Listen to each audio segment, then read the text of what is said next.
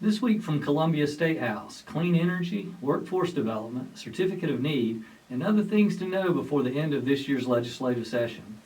Hello, I'm Dean Fell, President and CEO of the York County Regional Chamber, and this is Taking Care of Business Through Advocacy.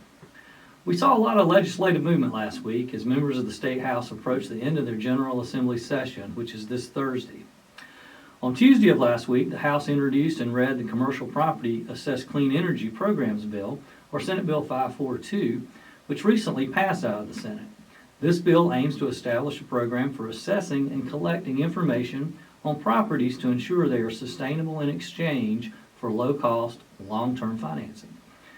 The House Ways and Means Committee advanced the bill titled Apprenticeship Income Tax Credit Increase. You've heard us talk about this numerous times, but let me remind you, this is Senate Bill 557, which will increase the apprentice income tax credit from $1,000 per apprentice to $4,000 for an adult apprentice and $6,000 for a youth apprentice.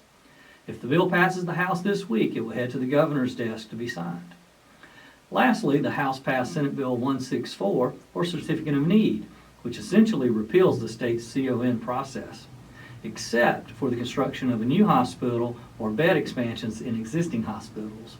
However, this provision sunsets on January 1st, 2027, leaving only nursing homes to meet the existing CON requirements.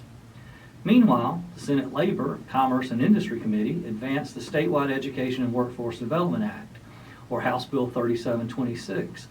This bill aims to address the labor shortage in South Carolina by aligning, consolidating, and streamlining all public funded workforce development efforts in South Carolina. The bill includes a supply gap analysis function, a career pathways tool, and a benefits calculator, three components considered important or essential to improve workforce development efforts in South Carolina. And finally, the Senate advanced the South Carolina Housing Tax Credit allocations, or Senate Bill 739, that would authorize $55 million in housing tax credits for certain affordable multi-housing programs to compensate for inflationary construction costs and higher interest rates.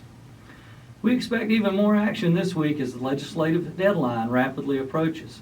Check back next week for final details on the budget, last-minute legislative activity, and the sine die resolution, which will detail when the legislature returns and what topics they'll consider once they return.